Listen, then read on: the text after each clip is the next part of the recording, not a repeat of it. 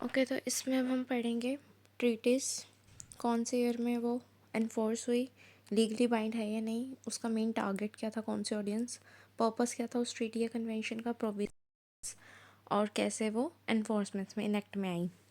तो सबसे पहले ट्रीटी है हमारी 1951 रिफ्यूजी कन्वेंशन, साथ में इसका एक प्रोटोकॉल भी है 1967। पहले 1951 रिफ्यूजी कन्वेंशन देखते हैं कब आई, 1951 में, और ये लीगली बाइंडिंग है।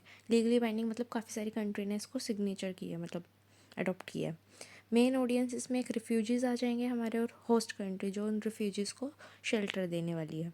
पर्पस क्या था इस कन्वेंशन को लाने का? सबसे पहले रिफ्यूजी की प्रोटेक्शन, कि वो ऐसे ही मतलब उनके साथ डिस्क्रिमिनेशन ना हो, उनके राइट्स प्रोटेक्ट हो, ऐसे इधर उधर मतलब फालतू में धक्के ना खाए, उनको शेल्टर प्रोवाइड हो। तो पहली बात थी उनकी प्रोटेक्शन की। प्लस इस 1951 रिफ्यूजी कन्वेंशन ने क्या सेट कर दिया था, एक फाउंडेशन सेट कर दी थी इंटरनेशनल रिफ्यूजी लॉ के लिए, जो फ्यूचर में आने वाले हैं उसकी एक फाउंडेशन सेट हो गई थी इस कन्वेंशन से। नेक्स्ट इसने ये बताया था इस रिफ्यूजी कन्वेंशन में कि कौन रिफ्यूजी है ये कैसे डिसाइड होगा, who qualify as a refugee, ये इस कन्वेंशन से पता चलता है। नेक्स्ट इसमें इस कन्वेंशन को लाने का एक पर्पस और भी था, जिसने साइन करा है कन्वेंशन, वो सारी जो स्टेट्स है उन सब की रिस्पॉन्सिबिलिटी बनती है, शेयर्ड रिस्पॉन्सिबिलिटी बनती है कि वो अपने रिफ्यूजीज़ को, सब सारे इंडिविजुअल्स को प्रोटेक्ट करके रखे। ठीक है, एक रिस्पॉन्सिबिलिटी की बात आती है यहाँ पे। इसमें एक आर्टिकल आता है, आर्टिकल 33 नॉन रिफॉल्वमेंट। ये क्या बोलता है कि इस आर्टिकल के तहत कोई भी रिफ्यूजी उस डेंजर कंट्री में वापस नहीं जाएगा, रिटर्न नहीं होगा उस कंट्री में जहाँ पे उसका लाइफ और फ्रीडम क्या है, एट रिस्क पे है, थ्रेटेंड है। ठीक है, एक ये राइट मिलता है। दूसरा इसका की प्रोविज़न क्या था, वेट, दूसरा इसका की प्रोविज़न था कि सारे रिफ्यूजीज़ को एक्सेस मिलेगा। किस चीज़ का एक्सेस मिलेगा? एम्प्लॉयमेंट का, जॉब करने का, एजुकेशन का, सोशल सर्विस का, कौन सी, होस्ट कंट्री में। इसलिए इसमें किसकी बात हो रही है, एक तो रिफ्यूजी की और दूसरा होस्ट कंट्री की। दो इसमें रूल्स आए थे, एक आर्टिकल 33 के अकॉर्डिंग नॉन रिफॉल्वमेंट का, और दूसरा राइट टू एक्सेस, राइट्स क्या थे रिफ्यूजीज़ के। ठीक है, नेक्स्ट आता है इसमें सिग्निफिकेंस। फिर इसका रिज़ल्ट क्या निकला? पहला रिज़ल्ट तो ये निकला, वेट, पहला रिज़ल्ट ये निकला कि इसकी वजह से एक तो इंटरनेशनली फाउंडेशन सेट हो गई कि हाँ इसके बाद क्या होएगा, international standard for refugee rights, ये हो गए। रिफ्यूजी राइट की फाउंडेशन सेट होने की वजह से क्या इन्फ्लुएंस हुआ, असाइलम लॉ भी इन्फ्लुएंस हुए।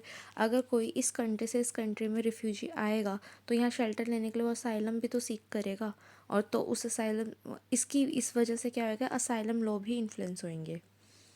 ठीक है, नेक्स्ट आता है इसमें लीगली बाइंडिंग तो हो ही गया था, और नेक्स्ट आता है इसमें एनफोर्समेंट मैकेनिज्म। ये इनेक्ट कैसे आई एनफोर्समेंट में या इम्प्लीमेंटेशन में, कैसे आई? यूएनएचसीआर क्या करता था, इन सारी जो सिग्नेटरी हमारी स्टेट थी ना, मतलब सिग्नेटरी कंट्रीज़ थी जिसने इसको लीगली बाइंडिंग थी ये कन्वेंशन, जिसने इसको साइन करा था इस ट्रीटी को, वो सारी स्टेट रिपोर्ट करेगी यूएनएचसीआर को। यूएनएचसीआर क्या है? United nation high commissioner for refugees. इसके लिए जो कमेटी है अलग से रिफ्यूजी के लिए, वो ये है। ठीक है, 1951 का हो गया। अभी यहाँ पे बात करिए 1967 प्रोटोकॉल की भी, इसको भी देख लेते हैं ये क्या है। ये हेल्प ही तो कर रहा है रिफ्यूजीज़ वाले में। 1967 प्रोटोकॉल, ये किसके स्टेटस ऑफ रिफ्यूजी से रिलेट करता है। 1967 में आया, लीगली बाइंड है क्योंकि जब कन्वेंशन भी बाइंड है तो उसका प्रोटोकॉल भी बाइंड होएगा। ये किसके लिए? रिफ्यूजीज़ के लिए मेन ऑडियंस इसमें। सबसे पहले इसका पर्पस क्या है? एक तो रिफ्यूजी की डेफिनेशन बताना, जो हमने बोला ना रिफ्यूजी को हम प्रोटेक्शन देंगे, उससे पहले ये तो पता चले रिफ्यूजी है कौन, वो बताता है ये प्रोटोकॉल। और ये प्रोटोकॉल 1951 कन्वेंशन के साथ भी आ रहा है, तो इसलिए ये वाली कन्वेंशन भी ये बताएगी कि हु इज़ रिफ्यूजी और कौन नहीं है। 1951 रिफ्यूजी कन्वेंशन का अपडेट और एक्सपेंड वर्जन है। प्लस अब यहाँ पे एक इम्पॉर्टेंट बात आती है, ये क्या कर रहा है, इस प्रोटोकॉल्स में ये लाइन भी आ रहा है, remove time and geographical restriction. कोई भी रिफ्यूजी किस टाइम पे आ रहा है और कहाँ से आ रहा है, इसके रिगार्डलेस वो उसको क्या देंगे, प्रोटेक्शन देंगे। तो इसका क्या निकला हमारे पास सिग्निफिकेंस? सबसे पहले रिफ्यूजी की डेफिनेशन एक्सपेंड हो गई कि कोई भी पर्सन अगर वो सिविल वॉर से फ्लीइंग चाहता है, मतलब एस्केप चाहता है, या वायलेंस से, या किसी भी टाइप के परसिक्यूशन से हार्श या अनफेयर एनवायरनमेंट से क्या चाहता है, फ्लीइंग मतलब एस्केप चाहता है, तो उसको हम प्रोटेक्शन देंगे। बट ये 1951 के बाद की बात है, ठीक है। नेक्स्ट इसमें नॉन रिफॉल्वमेंट का जो प्रिंसिपल था वो रीअफर्म हुआ। इसके अकॉर्डिंग क्या था कि कोई भी रिफ्यूजी उस कंट्री में वापस रिटर्न नहीं होगा जहाँ पे उसका लाइफ और फ्रीडम थ्रेट में है या रिस्क पे है। नेक्स्ट इसका सिग्निफिकेंस क्या निकला 1967 प्रोटोकॉल का, critical for modern refugee protection, allowing broader मतलब काफ़ी ब्रॉड सेंस में कि इसमें क्या क्या कवर होने वाला, किस किस को प्रोटेक्शन मिलेगी, जो किसी डेंजर से एस्केप करना चाहते हैं या कोई भी कंटेम्प्रेरी क्राइसिस हो रहा है वहाँ से, कोई भी डेंजर की सिचुएशन है तो वो रिफ्यूजी में एज अ रिफ्यूजी काउंट होएगा वो पर्सन।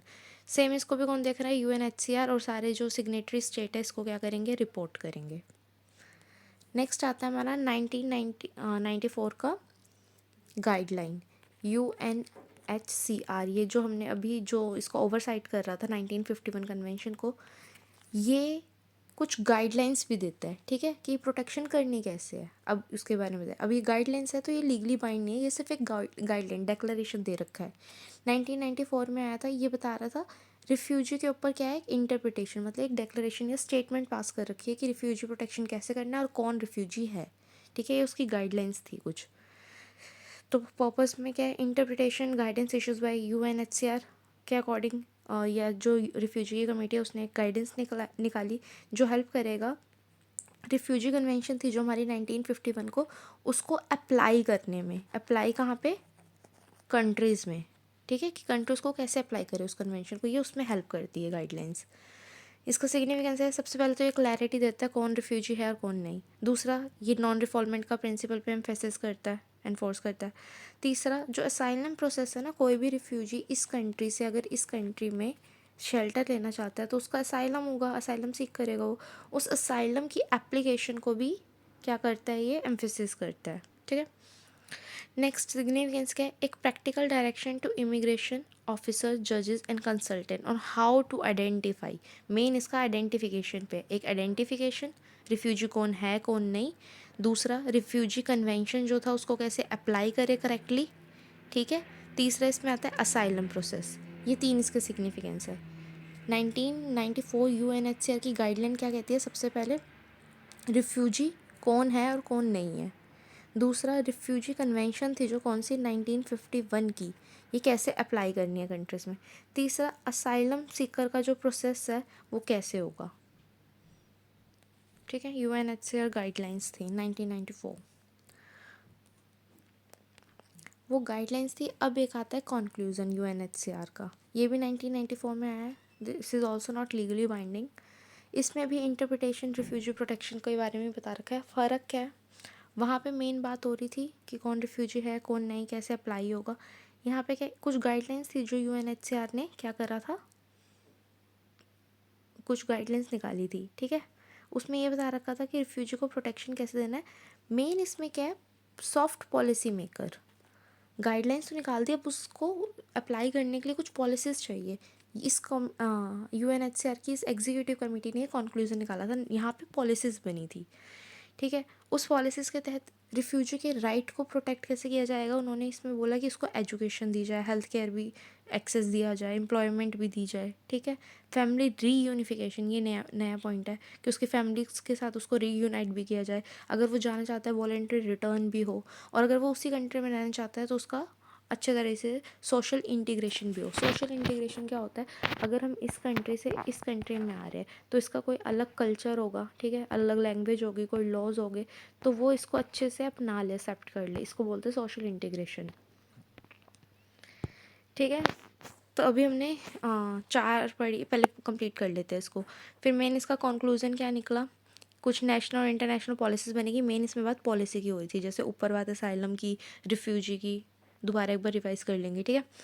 यहाँ पे क्या हो रहा है, और दूसरा पॉलिसीज़ है, और पॉलिसीज़ किस सेक्टर्स के अकॉर्डिंग बनी थी, इनके, कि उसको राइट्स मिलने चाहिए। तो सेम यहाँ पे रिफ्यूजी को डिग्निटी के साथ और उसकी नीड को एड्रेस करा जाए, ऐसे ट्रीट करना होगा। UNHCR की गाइडलाइंस पे ही काम कर रहा है, बस ये इसका एक कंक्लूजन है कि पॉलिसीज़ बना देते हैं और वो ऐसे वर्क करेंगी, ठीक है। नेक्स्ट आता है हमारा कार्टागेना डिक्लेरेशन ऑफ रिफ्यूजी। 2000 में आया था, ये भी लीगली बाइंडिंग नहीं है, अभी तक सिर्फ कन्वेंशन और उसका प्रोटोकॉल ही लीगली बाइंडिंग हुआ है। कन्वेंशन थी 1951, उसका प्रोटोकॉल था 1967, ठीक है, उसके अलावा कोई बाइंड नहीं हुआ। कार्टेगेना डिक्लेरेशन ऑन रिफ्यूजीज, इसमें क्या चल रहा है, रिफ्यूजीज़ की ही बात हो रही है, बट एक स्पेसिफिक एरिया रीजन में हो रही है, लैटिन अमेरिका में बात हो रही है। नॉन बाइंडिंग है, ये हमें पता चल गया।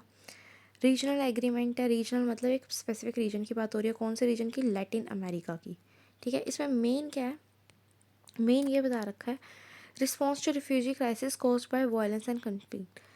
लैटिन अमेरिका में क्या होएगा कि अगर कोई मतलब इधर से लैटिन अमेरिका में, लैटिन अमेरिका है ये, यहाँ पे कोई रिफ्यूजी आया तो उसको भाई सुना जाएगा अगर वो किसी वायलेंस या कॉन्फ्लिक्ट से जूझ रहा है, ठीक है, तो वहाँ पे उसको शेल्टर दिया जाएगा। यहाँ पे मेन ये बात हो रही थी लैटिन अमेरिका में स्पेसिफिकली।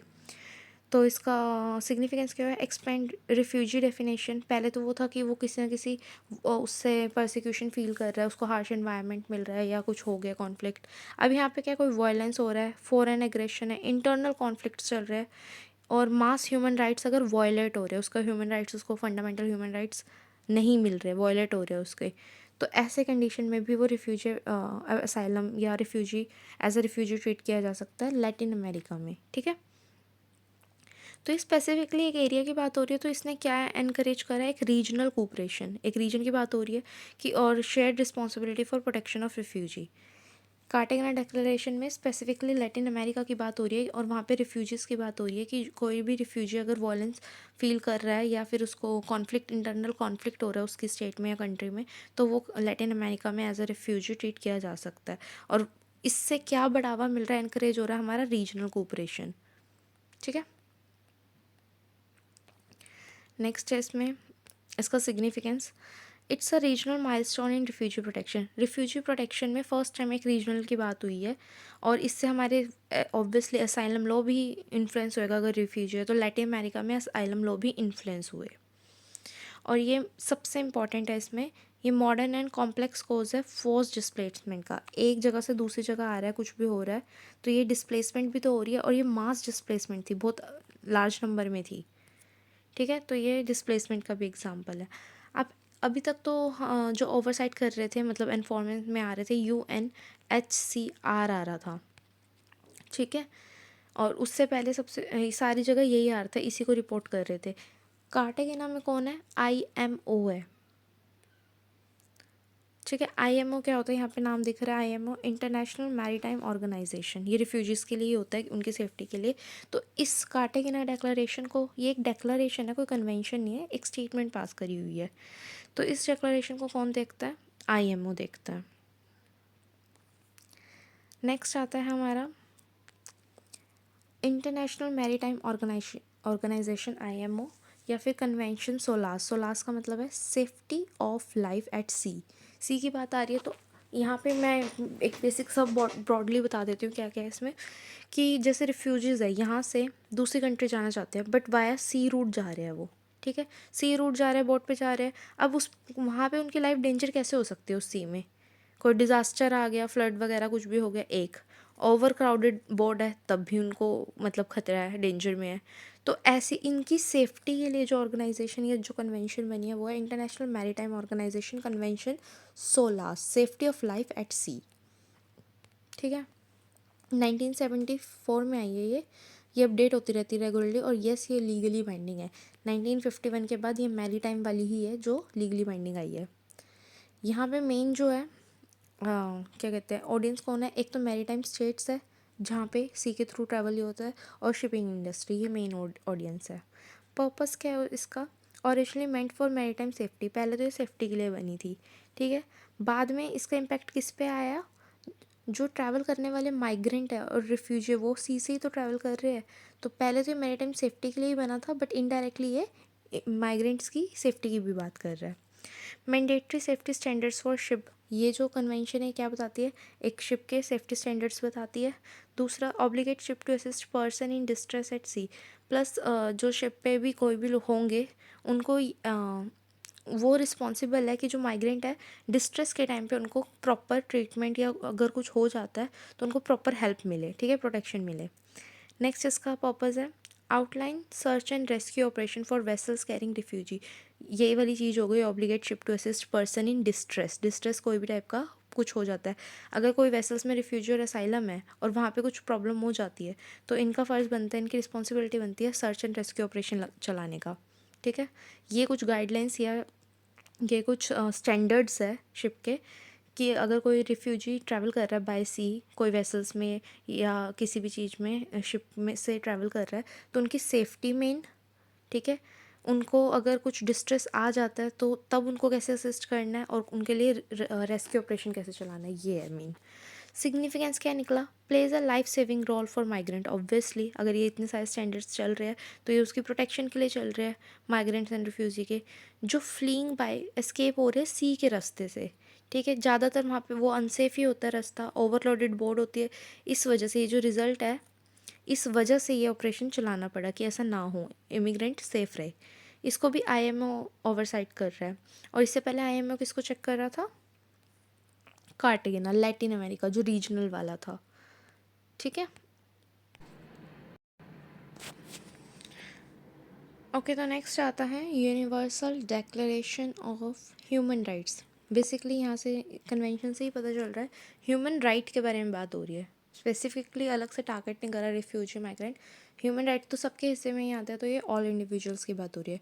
1948 में आया, लीगली बाइंडिंग है नहीं है, तब तक लीगली बाइंडिंग आया 1951 वाला और उसका 1967 का प्रोटोकॉल, और उसके बाद आया हमारा ये उसके बाद ये वाला था, एक सेकेंड, मैरी टाइम वाला। ठीक है, उसके अलावा अभी तक कोई भी नहीं आया। तो हमारा चल रहा था UDHR का, universal declaration of human right. Declaration की बात है, again it's not a convention, it's only a declaration की एक स्टेटमेंट पास कर दी है। तो ये नॉन बाइंडिंग ट्रीटी है।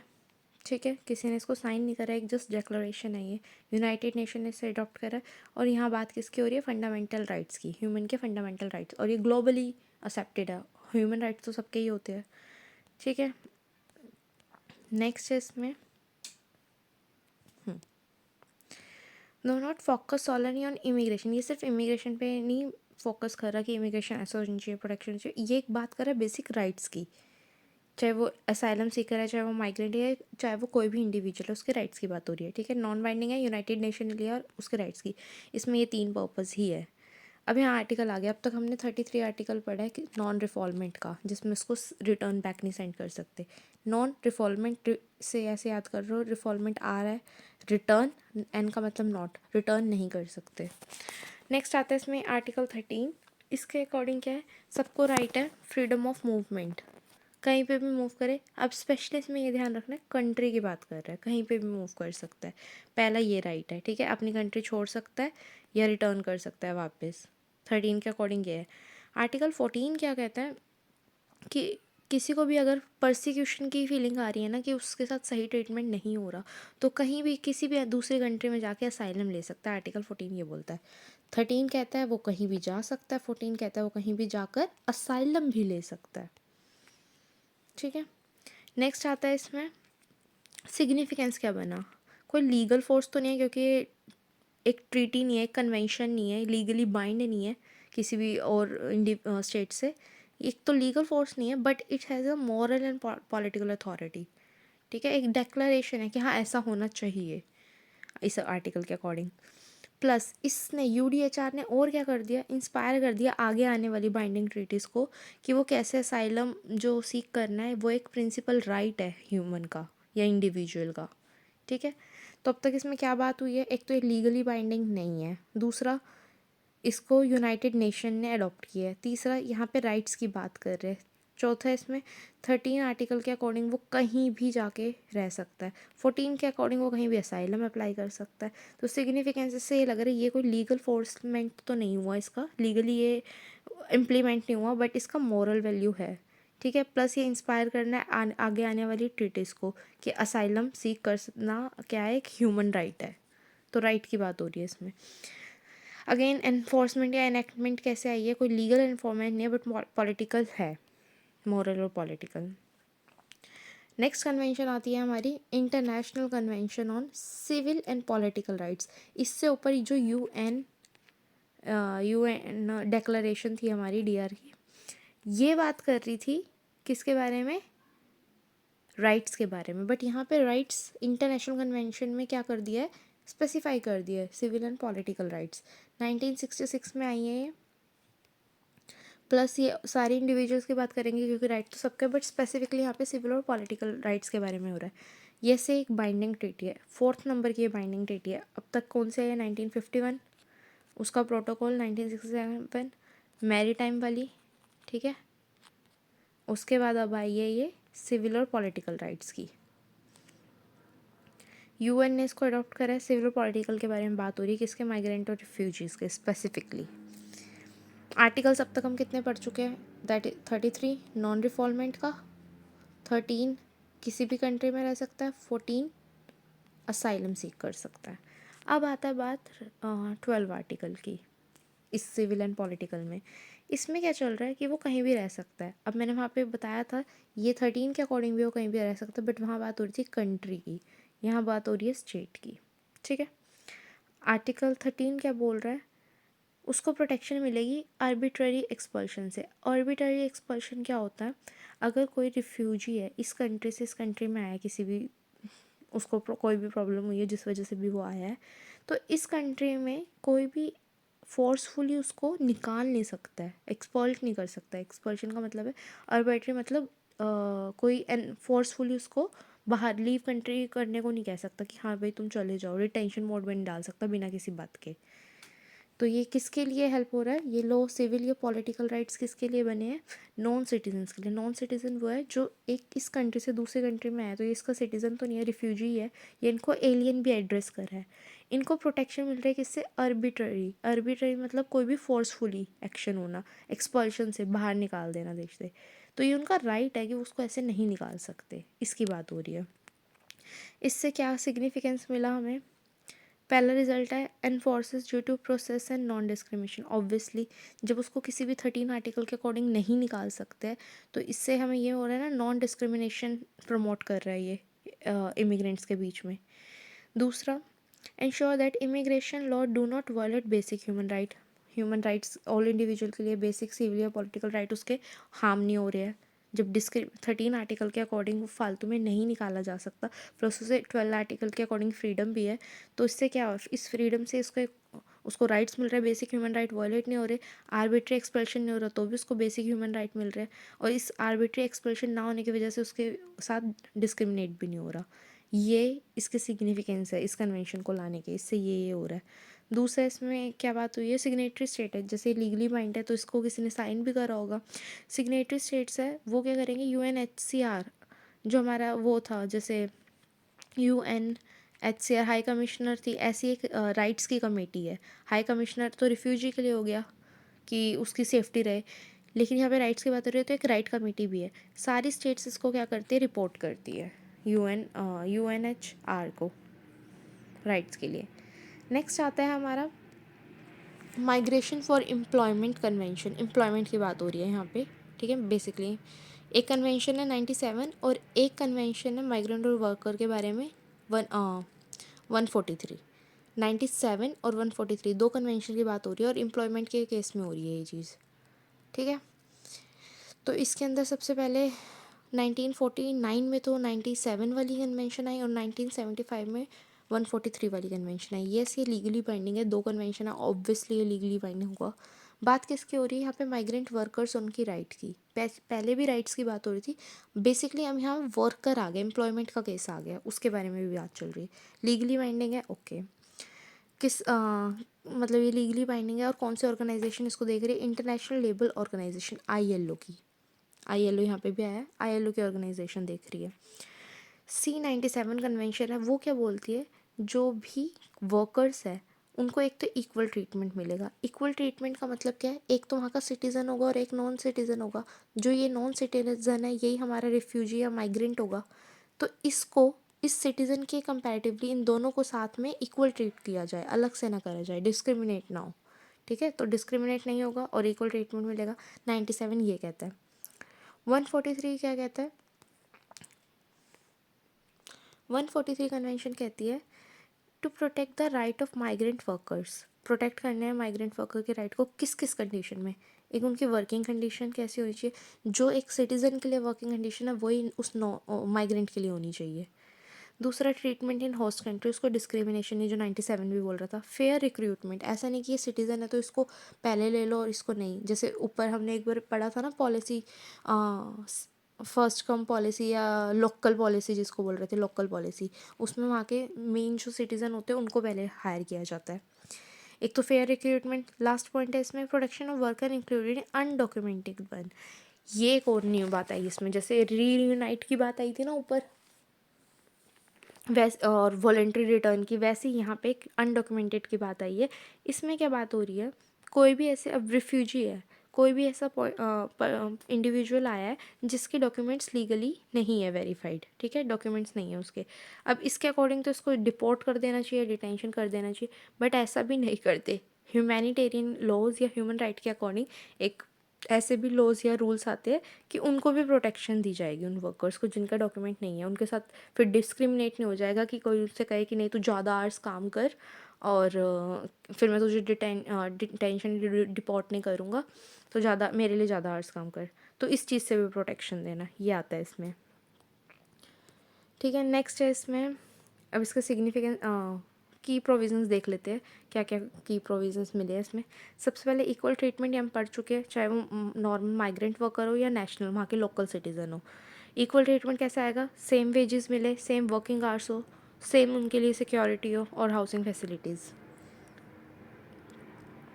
प्रोटेक्शन अगेंस्ट डिस्क्रिमिनेशन, जब इक्वल ट्रीटमेंट है तो डिस्क्रिमिनेशन होगा ही नहीं, उससे भी एक्सप्लॉयटेशन या डिस्क्रिमिनेशन से भी प्रोटेक्शन मिलेगी। फेयर रिक्रूटमेंट, तो ऐसा नहीं होना चाहिए कि जो अगर माइग्रेंट है तो उनसे अलग से और फीस ली जाए या पैसे लिए जाएगी तभी तुम्हें यहाँ पे रखा जाएगा या कम कर दिए जाए wages. Next is promotion of legal migration channel, ये इसमें कौन और है, न्यू बात है। सी 143 कॉन्वेंशन क्या बोलती है कि जो माइग्रेंट्स आ रहे हैं एक तो वो लीगली तरीके से आए, पहला, और दूसरा सप्रेशन ऑफ क्लैंडेस्टाइन का, क्लैंडेस्टाइन मतलब जो अनडॉक्यूमेंटेड माइग्रेंट्स है ना, या इरेगुलर तरीके से जो आ रहे हैं उसका सप्रेशन, और लीगली जो आ रहे हैं उनका प्रमोशन हो। तो इससे रिजल्ट क्या मिल रहा है इस कन्वेंशन से, इसका मेन तो है फेयर एंड ह्यूमैनिटी ट्रीटमेंट होना है, किसका, माइग्रेंट्स का, जो भी लेबर है या वर्कर्स है उनकी बात हो रही है। एम्प्लॉयमेंट का केस आ रहा है, एम्प्लॉयमेंट पे बात चल रही थी ना, तो वर्कर्स की स्पेसिफिकली बात हो रही है कि उनके साथ फेयर ट्रीटमेंट हो। और दूसरा, ये बहुत ही अच्छा या फिर बहुत ही अच्छी अपॉर्चुनिटी है किसके लिए, जो भी मिड स्किल्ड वर्कर्स है ना, मिड स्किल्ड माइग्रेंट वर्कर्स, उनके लिए, ठीक है। नेक्स्ट इसको कौन देखेगा, लेबर की बात हो रही है या वर्कर की एम्प्लॉयमेंट की बात हो रही है तो लेबर ऑर्गेनाइजेशन ही देखेगी, ILO, international labour organisation. Next आता है इंटरनेशनल कन्वेंशन, अब यहाँ पे भी माइग्रेंट्स की बात आ रही है, protection of rights of all migrants and their family member. अब ये तरह की कन्वेंशन बहुत है, मतलब अभी जैसे हम 1990 की पढ़ रहे हैं ऐसे अभी आगे भी और आएगी, बस ईयर चेंज होता रहेगा, अपडेट होता रहेगा, मेन बेसिक पॉइंट उसमें वही है। तो 1990 की भी लीगली बाइंडिंग है और इसमें माइग्रेंट वर्कर्स की बात हुई है और उसकी फैमिली की भी बात हुई है, फैमिली की बात हुई है दैट मीन्स रीयूनिफिकेशन। तो इसका पर्पस क्या है, फेयर और ट्रीटमेंट होना चाहिए माइग्रेंट के साथ, तो साथ साथ उनकी फैमिली के साथ भी कोई भी आर्बिट्रेरी डिटेंशन या एक्सपल्शन नहीं होना चाहिए। नेक्स्ट बात आ रही है इसके क्या की प्रोविज़न है, सबसे पहले इक्वल ट्रीटमेंट जो अभी हमने पढ़ा था, और दूसरा फैमिली यूनिफिकेशन, क्योंकि फैमिली की बात हो रही है, ये वो वाली कन्वेंशन है, सेम ऊपर वाली जैसी ही है, ILO जैसी, बट यहाँ पे राइट्स के साथ साथ किसकी बात हो रही है, उसके फैमिलीज़ की भी बात हो रही है, ठीक है। और ट्रीटमेंट की बात हो रही है कि इक्वली ट्रीटमेंट होना चाहिए। Is the most comprehensive treaty for labour migrant, basically employment की बात हो रही है, beneficial for workers from developing nations, few major migrant receiving countries have ratified it through, उनके प्रोटेक्शन, उनके राइट्स के प्रोटेक्शन की बात हो रही है, तो इसको राइट्स वाले UN committee on migrant workers, UN right वाली जो कमेटी थी वही देखेगा इसको। नेक्स्ट है 2001, ये भी सेम है जैसे अभी हमने 1990 पढ़ी थी लीगली बाइंडिंग, अब ये 2001 की आ गई है, सेम है उनके वर्कर्स और उनके माइग्रेंट्स के लिए ही। तो इसकी मेन ऑडियंस कौन सी होने वाली है भाई, माइग्रेंट्स और उसकी families. This seems to be a duplicate reference and continuation of 1992 convention. 1990 के बाद एक कोई 1992 की भी आई थी, ये उसी के आगे की कन्वेंशन है। ठीक है, इसमें भी क्या बात हो रही है, माइग्रेंट्स के राइट्स की बात हो रही है, उनके वर्किंग कंडीशन, सोशल सर्विस कैमिलिटी प्लस उनकी फैमिली की। और क्या बात हो रही है, this treaties focus on protecting human rights. Same basically क्या है, तो ह्यूमन राइट माइग्रेंट के प्रोटेक्ट होने चाहिए, इक्वल ट्रीटमेंट या फेयर रिक्रूटमेंट होना चाहिए, और उसकी फैमिली को भी डिग्निटी के साथ ट्रीट करना चाहिए, यही बात हो रही है इसमें। पर इसमें स्पेसिफिकली हमें आर्टिकल्स दे दिए गए हैं 43। अब तक हमने कौन से पढ़े, 33 जो नॉन रिफॉल्मेंट का था, 13 जो किसी भी कंट्री में रह सकते थे, 14 असाइलम सीख कर सकते थे, 12 किसी भी स्टेट में रह सकते थे, 13 स्टेट में रह सकते थे। उसके बाद कौन सा था,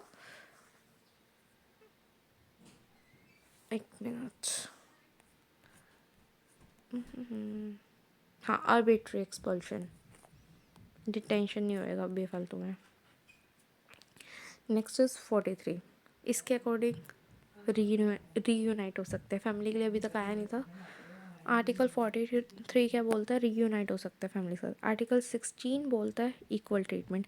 अभी तक इक्वल ट्रीटमेंट का कोई आर्टिकल आया है नहीं, इक्वल ट्रीटमेंट का तो आर्टिकल नहीं आया, बस बोला गया था कि इक्वल ट्रीटमेंट होना चाहिए यहाँ पे भी। ठीक है, इसमें बोला गया था बस इक्वल ट्रीटमेंट होना चाहिए, इसमें भी बोला गया था कि फेयर रिक्रूटमेंट होना चाहिए, नेक्स्ट वाले में भी आर्टिकल नहीं आया था। आर्टिकल अब आया इक्वल ट्रीटमेंट के लिए 16 वाला, रीयूनाइट के लिए भी नहीं आया था, इससे पहले भी बोला गया था फैमिली वाले में, माइग्रेंट एंड फैमिली, जिसमें ILO का आ रहा था लेबर वाला और उसकी फैमिली के लिए, तो उसमें भी बोला था रीयूनाइट हो सकता है, बट आर्टिकल नहीं था। 43 उसका आर्टिकल है। 16 आर्टिकल किससे आता है हमारा, ट्रीटमेंट से। ट्रीटमेंट फेयर कैसे होगा, वही fair recruitment, wages, decent working hour condition, social benefits, plus उसकी फैमिली को डिग्निटी के साथ रहने दिया जाए। नेक्स्ट आता है हमारे इसके सिग्निफिकेंस, इस सेम कन्वेंशन के जो 2001 में अपडेट हुई है, उसी कन्वेंशन के significance, family unity and equal labour rights again. Next इसमें आ रहा है लॉ फॉर लेबर माइग्रेंट बनाए कि उनको एक्सप्लॉयटेशन या डिस्क्रिमिनेशन ना हो, वो भी बेसिक सोशल सर्विसेज एंजॉय कर पाए, प्लस उसकी फैमिली डिग्निटी के साथ रहे। इसको भी सुपरवाइज कौन करने वाला है, सेम UN कमेटी जो ऊपर कर रही थी, क्योंकि ये दोनों एक ही है, ये भी UN कमेटी से हो रहा है। वैसे 1990 में आई थी और ये 2001 में आई है, जो 1992 की आगे की कन्वेंशन है, बीच में मतलब एक और आई होगी। Next is European convention on legal status. अभी तक हमने राइट्स पढ़ा है, इंडिविजुअल राइट्स पढ़ा है, उस माइग्रेंट्स उसके फैमिली के राइट्स पढ़े हैं, सिविल एंड पॉलिटिकल राइट्स पढ़ा है। अब आ गया हमारा एक और लीगली स्टेटस, जो वर्कर्स हैं उनके लीगल स्टेटस की भी बात हो रही है, रिगार्डलेस ऑफ उनका स्टेटस क्या, कैसा वीज़ा एंड डॉक्यूमेंटेड है डॉक्यूमेंट है, उसके लीगल स्टेटस की बात हो रही है। यूरोपियन कन्वेंशन है, यूरोप में ही हुई थी, मतलब ये रीजनल हो गई है अगेन, 1991 में आई है, ये लीगली बाइंडिंग है। कोई भी लीगल आ रहा है, सिविल पॉलिटिकल आ रहा है, ये सब लीगली बाइंडिंग थे। Legal status of migrant worker specially in Europe. ठीक है, तो यूरोप ने अडॉप्ट करा है, इसमें बोल रहा है वो इक्वल राइट्स और ट्रीटमेंट मिलेगा माइग्रेंट को, कहाँ पे, यूरोप में। स्पेसिफिकली बात कर रहे हैं एक जगह की, वही प्रोविजंस भी क्या है इसके, राइट्स मिल रहे हैं उसको। आर्टिकल 8 आ गया, राइट ऑफ फैमिली रीयूनिफिकेशन। अब एक और हमने फैमिली रीयूनिफिकेशन का पढ़ा है, आर्टिकल 43, ये रहा, रीयूनाइट विद फैमिली यूरोप में, लेकिन इस आर्टिकल को 8 बोलते हैं, 43 को ही 8 है, फैमिली रीयूनिफिकेशन। आर्टिकल 9 बोलता है अनफेयर अरेस्ट और डिटेंशन नहीं होना चाहिए। सेम ऐसे हमने आर्टिकल 13 पढ़ा था, आर्बिट्री एक्सपल्शन वाला, उसमें भी आर्बिट्री एक्सपल्शन, फालतू में डिटेंशन नहीं होना चाहिए, सेम ऐसे यहाँ पे भी डिटेंशन नहीं होना चाहिए 9 के अकॉर्डिंग। आर्टिकल 25 बोल रहा है इक्वल एक्सेस, एक्सेस के लिए अभी तक कोई आर्टिकल नहीं आया। एक्सेस वाला पॉइंट हमने वहाँ भी पढ़ा था 1951 में, कि उसको सारे एक्सेस मिलने चाहिए माइग्रेंट्स को। ठीक है, लेकिन वहाँ पे हमने 33 आर्टिकल पढ़ा था नॉन रिफॉल्मेंट का, बट एक्सेस के लिए नहीं था, लेकिन यहाँ पे एक्सेस के लिए 25 आर्टिकल है। ओके, नेक्स्ट सिग्निफिकेंस क्या निकला, harmonise labour standard for migrant, कहाँ पे, यूरोप में ऑब्वियसली। ठीक है। नेक्स्ट इसका है labour migrant specially foreign countries, इससे अब्यूज़ या अंडर पेड होने से बचाता है वो उनको, ये वाला जो राइट है यूरोप में स्पेशली, और उसकी डिग्निटी बनी हुई है ह्यूमन राइट्स की। तो इसको जब यूरोप में चल रहा है तो काउंसिल ऑफ यूरोप वाले ही देखेंगे। इंटरनेशनल कन्वेंशन अब अलग आ गया, economic social and cultural rights. अभी तक सिविल पॉलिटिकल लीगल स्टेटस, अब बात आ गई है economic social and cultural right की। 1971 में आया, यस ये लीगली बाइंडिंग है। इंडिविजुअल्स के इकोनॉमिक सोशल और कल्चरल राइट की बात हो रही है, यूएन ने इसे अडॉप्ट कर रखा है। इसकी बात हो रही है चाहे वो कोई भी हो, माइग्रेंट हो, रिफ्यूजी हो, कोई भी इंडिविजुअल हो, सबकी बात। आर्टिकल 6 आता है इसमें, right to work and choose employment freely. Article 12 आता है इसमें, right to the highest attainable standard of health. Economic social और कल्चरल राइट्स की बात आ रही है ना, तो आर्टिकल 12 के अकॉर्डिंग उसको क्या राइट है कि वो अपना कोई भी highest attainable standard of health choose कर सकता है और वो कहीं पे भी एम्प्लॉयमेंट ले सकता है। सिग्निफिकेंस क्या निकला इसका, apply to all individual regardless कि उनका स्टेटस क्या है, कि वो एम्प्लॉयमेंट में है, वो रिफ्यूजी है, माइग्रेंट है, या कोई भी सिटीज़न है, नॉर्मली नेशनली है, लोकल है, तो उसको क्या मिलेगा, एम्प्लॉयमेंट मिलेगा, हेल्थ केयर मिलेगा, सोशल सर्विस मिलेगी। ठीक है, जो भी displace population, migrant, refugee, individual कोई भी है, इसको कौन देखेगा, यूएन कमेटी देखेगी, लेकिन कौन सी, इकोनॉमिक एंड सोशल राइट वाली। ठीक है, इसको कौन देख रहा था, इससे पहले जो आई थी यूएन कमेटी थी, लेकिन सिर्फ माइग्रेंट वर्कर वाली। इससे पहले भी एक आई है यूएन कमेटी जिसमें राइट्स की बात हो रही है, तो वो राइट कमेटी देख रही है। ठीक है, नेक्स्ट आता है हमारा bilateral and regional migration. Regional की अभी एक लैटिन अमेरिका वाला आया था रीजनल कोऑपरेशन में, अभी बायलेटरल दो चीज़ों की बात हो रही है, तो दो है ऑब्वियसली लीगली बाइंड होने वाला है, और रीजनल बात हो रही है। तो अब देखते हैं इसमें क्या है, bilateral and regional migration agreement legally binding है, 2 की बात हो रही है, बायलेटरल वर्ड आ रहा है यहाँ पे, सिटीजन और प्रोफेशनल्स की बात हो रही है, किसकी, जिसने साइन करा है इस ट्रीटी को, इस सिग्नेटरी कंट्रीज़ के सिटीजन्स की बात हो रही है, नेशनल्स की बात हो रही है। पर्पस क्या, to manage migration between specific countries, specific मतलब सबके बीच में नहीं बात हो रही, स्पेसिफिक कंट्रीज़ की बात हो रही है, किसके बेस पे, जैसे उनके लेबर की मूवमेंट, रेजिडेंसी या असाइलम डाल रहे हैं उस बेसिस पे। तो सबसे पहले इसमें प्रोविज़न है USMCA, US, United state, Mexico, Canada, एक एग्रीमेंट था जिसके तहत क्या बात हुई कि जो प्रोफेशनल या सिटीज़न है अक्रॉस द बॉर्डर वो मूव कर सकते हैं। ठीक है, इस UMSCA के अकॉर्डिंग, पर कहाँ कहाँ के citizen, United state, Mexico, Canada. Next बात आ रही है मर्कोसर, इसके अकॉर्डिंग साउथ अमेरिका की बात हुई है, और साथ में अर्जेंटीना, ब्राज़ील और पैराग्वे। यहाँ पे क्या है, जो यहाँ के वो है क्या कहते हैं सिटीजन्स है, अर्जेंटीना के, ब्राज़ील के या पैराग्वे के, ये साउथ अमेरिका में फ्रीली मूव कर सकते हैं। सिग्निफिकेंस क्या निकला, practical migration arrangement based on shared interest, जैसे लेबर की नीड है तो मूव कर लिया, कल्चरल टाइज है तो मूव कर लिया। Sport, economic and migration and regional cooperation, again आ गया ना रीजनल, क्योंकि दो की बात हो रही है और मूव कर सकते, स्पेसिफिक बात हो रही है। More flexible and mutually tailored than global convention, ये मोर फ्लेक्सिबल है क्योंकि पूरे ग्लोब में चलाना ज़्यादा मुश्किल होता है, रेदर देन दो जगह पे तो आराम से लो वर्क कर जाएगा। जॉइंट कमिटीज़ और नेशनल एनफोर्समेंट, जॉइंट कमिटीज़ और नेशनल इन्फॉर्मेंस, ये लर्न करने वाला है। जॉइंट बायलेटरल आ रहा है तो दो चीज़ों को जॉइन करके मिला होगा, तो जॉइंट कमिटीज़ ने इसको एनफोर्समेंट में ला रखा है।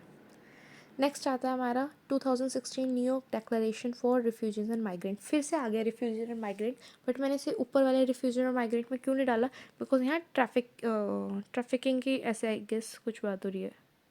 न्यूयॉर्क डिक्लेरेशन फॉर रिफ्यूजी, नहीं ये भी न्यूयॉर्क स्पेसिफिक आ गया, ये भी वो है रीजनल, 2016 में आया था, लीगली बाइंडिंग नहीं है।